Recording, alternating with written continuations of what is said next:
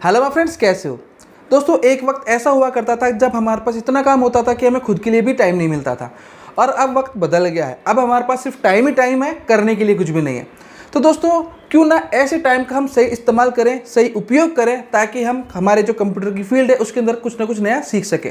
इसलिए मैं आज आपके लिए एक ऐसी वीडियो लेके आया हूँ जो कि आपकी डेली रूटीन के जो काम होते हैं कंप्यूटर के ऊपर, उसको काफ़ी आसान बना देगी। तो चलिए बिना किसी देरी के टेक्नोलॉजी शुरू करते हैं। दोस्तों, अगर आपका काम कुछ ऐसा है जिसके अंदर आपको लेट नाइट तक काम करना पड़ता है अपने कंप्यूटर पर या लैपटॉप के ऊपर, या फिर आप रीडिंग का शौक रखते हैं और लेट नाइट तक अपने कंप्यूटर के ऊपर रीडिंग करते रहते हैं, तो ऐसे में आपकी आंखों के डैमेज होने के चांसेस काफ़ी ज़्यादा बढ़ जाते हैं। आंखों पर बहुत ही गहरा प्रभाव पड़ता है, जिससे आंखों में दर्द और सूजन हो सकती है।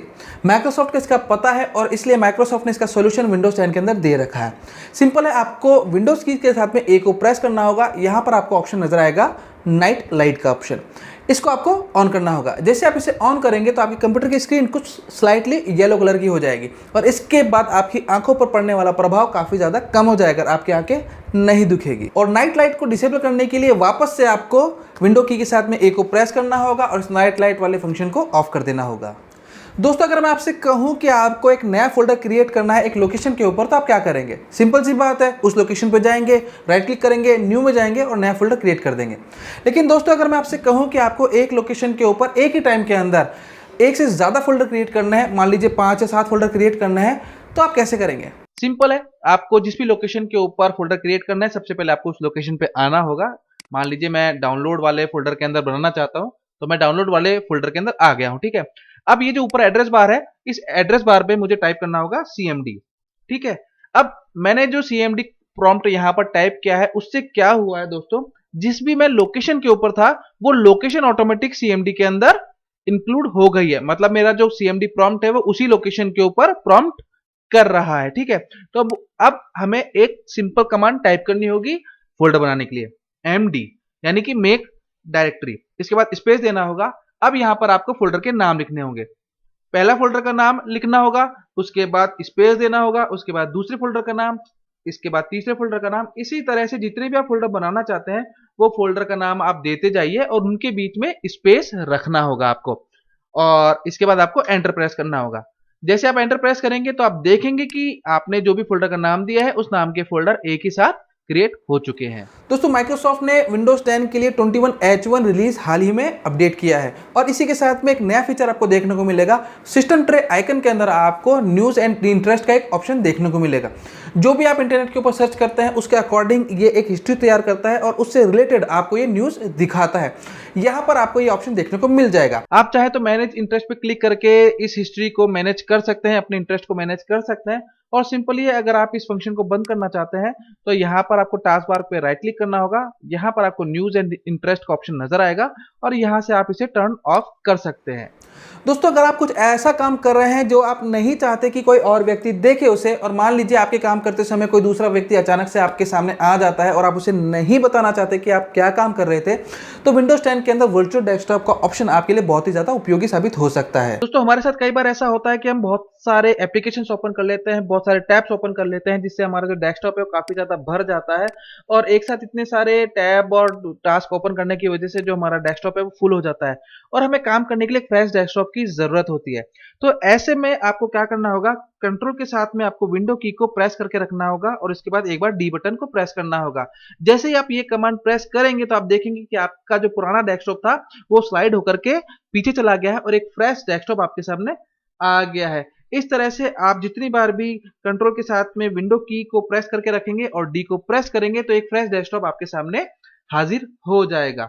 और इसी तरह से अगर आपको पुराने वाले डेस्कटॉप के ऊपर वापस आना होगा तो आपको करना क्या होगा, कंट्रोल के साथ में आपको विंडो की को प्रेस करके रखना होगा और लेफ्ट वाले एरो को प्रेस करना होगा।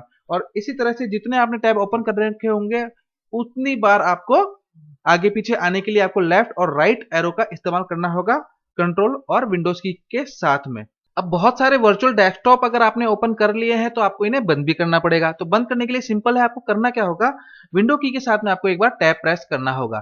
जैसे आप ये कमांड प्रेस करेंगे तो आपने जितने भी वर्चुअल डेस्कटॉप ओपन कर रखे हैं ना, उनकी लिस्ट आपके सामने आ जाएगी। ठीक है, तो यहाँ से आप उन्हें नेविगेट कर सकते हैं और जो भी डेस्कटॉप आपको बंद करना है, सिंपल है, उस पर आपको क्रॉस वाला चिन्ह नजर आएगा, उस पर आपको क्लिक करना है और वो वर्चुअल डेस्कटॉप आपका क्लोज हो जाएगा। और दोस्तों यहीं से आप नया डेस्कटॉप भी क्रिएट कर सकते हैं। जितने आपको डेस्कटॉप क्रिएट करने हैं, वर्चुअल डेस्कटॉप क्रिएट करना है, सिंपल है, इस प्लस के आइकन के ऊपर क्लिक करके आप उतने डेस्कटॉप क्रिएट कर सकते हैं।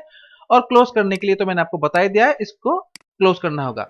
लेकिन विंडो आपने की के साथ में टैब को प्रेस करने से आप वर्चुअल डेस्कटॉप के ऑप्शन तो आपके सामने आ ही जाते हैं, साथ में आपको एक्टिविटी हिस्ट्री भी नजर आती है। इस हिस्ट्री के अंदर वो सारी चीज़ें आपको नजर आती है जो भी आपने पिछले दिनों के अंदर काम किए हैं। अगर आप ये देखना चाहते हैं कि पिछले दिनों के अंदर आपके कंप्यूटर पे क्या क्या काम हुए हैं, किसी यूज़र ने क्या क्या चीज़ें ओपन की है, तो आप एक्टिविटी हिस्ट्री का उपयोग कर सकते हैं। लेकिन मान लीजिए आप खुद नहीं चाहते कि कोई और व्यक्ति आपकी एक्टिविटी हिस्ट्री देखे, तो आप इसे इरेज भी कर सकते हैं। ये जो स्टार्ट मेन्यू है, इसके ऊपर आपको राइट क्लिक करना होगा, सेटिंग्स के अंदर आना होगा। यहाँ पर आपको ऑप्शन मिलेगा प्राइवेसी का, इस पर आपको क्लिक करना होगा। और इसके बाद इधर आपको एक्टिविटी हिस्ट्री का एक ऑप्शन नजर आएगा, इस पर आपको क्लिक करना है। अब जितनी भी हिस्ट्री यहाँ पर जनरेट की हुई होगी उसको आप एक साथ क्लियर करना चाहते हैं, तो यहाँ पर आपको क्लियर एक्टिविटी हिस्ट्री का एक ऑप्शन नजर आएगा, इस पर आपको क्लियर पे क्लिक कर देना है, आपको ओके पे क्लिक करना है। इसके बाद आपकी जो हिस्ट्री थी वो क्लियर हो चुकी है। तो चलिए चेक करते हैं। इसके लिए मैं विंडो की के साथ में वापस टैब को प्रेस करना होगा, और अब आप देख सकते हैं कि आपका सिर्फ और सिर्फ वर्चुअल डेस्कटॉप के ऑप्शन आपके सामने आ रहे हैं, और नीचे जो हिस्ट्री जनरेट हो रही थी वो अब क्लियर हो चुकी है।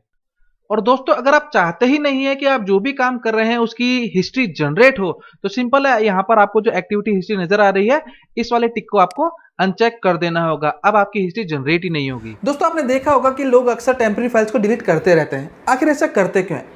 दोस्तों जब भी हम हमारे विंडोज़ के अंदर काम करते रहते हैं तो हमारी विंडोज़ कंप्यूटर दो तरह की टेम्पररी फाइल्स को जनरेट करता है। पहला होता है विंडोज़ की टेम्पररी फाइल्स और दूसरा होता है यूजर्स की टेम्पररी फाइल्स।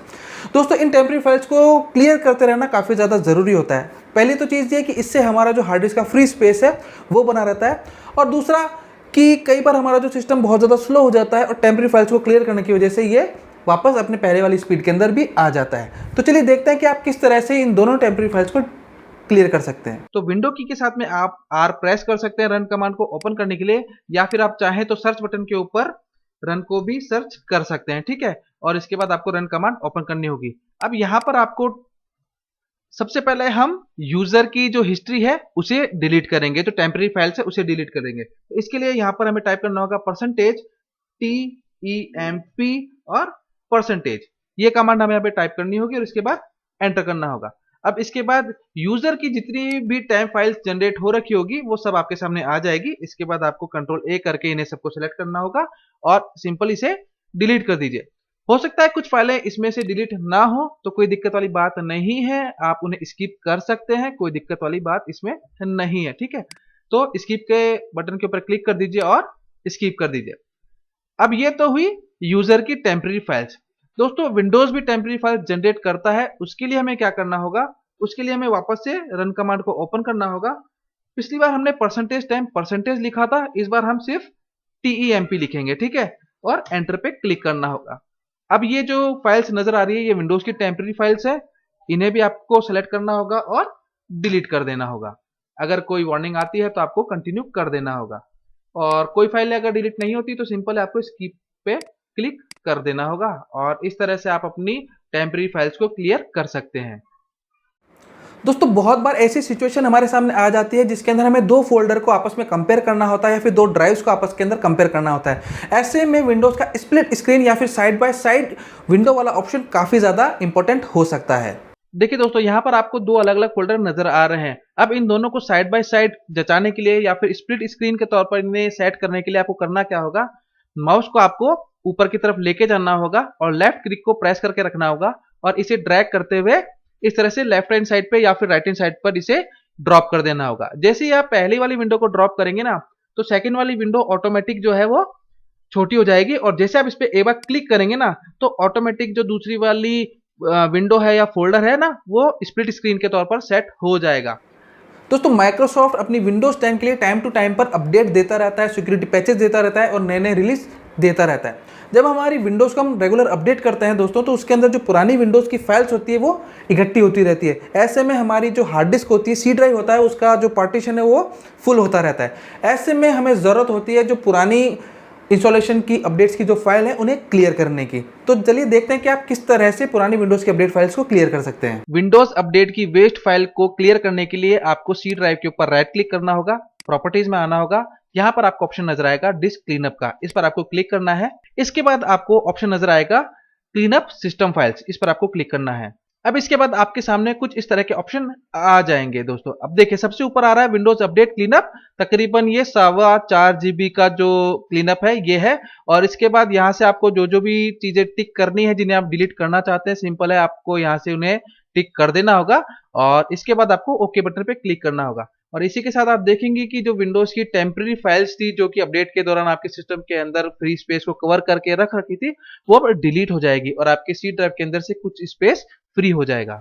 दोस्तों जब भी हम विंडोज 10 का इंस्टॉलेशन करते हैं तो विंडोज 10 के इंस्टॉलेशन के साथ ही बहुत सारी माइक्रोसॉफ्ट की ऐसी ऐप है जो कि ऑटोमेटिक इंस्टॉल हो जाती है, जिनकी हमें ज़रूरत भी नहीं होती है। ये हमारे हार्ड डिस्क के स्पेस को कवर करके रखती है और हमें कई बार ज़रूरत पड़ती है कि हम अनवांटेड एप्लीकेशंस को हटा दें।